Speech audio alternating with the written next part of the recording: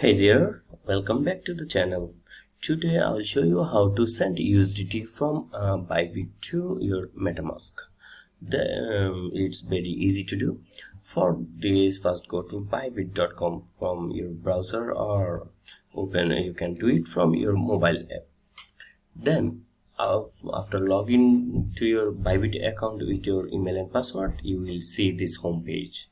From here, just select assets from here. Then you will see your balance here. Then select withdraw from here. Then after selecting withdraw, you will see the withdrawal options here. Now select coin USDT. You can also search it from here. Then select USDT as your crypto.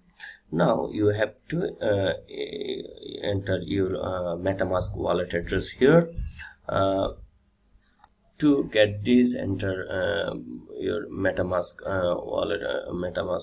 wallet, and you will get this from your Metamask wallet. Then you can scan it to get it, or you can copy it from here.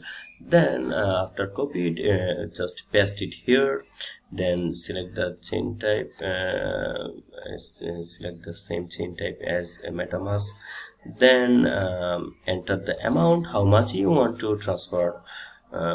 Then select confirm to complete the process, and that's it. That's how you can easily send USDT from Bybit to your Metamask.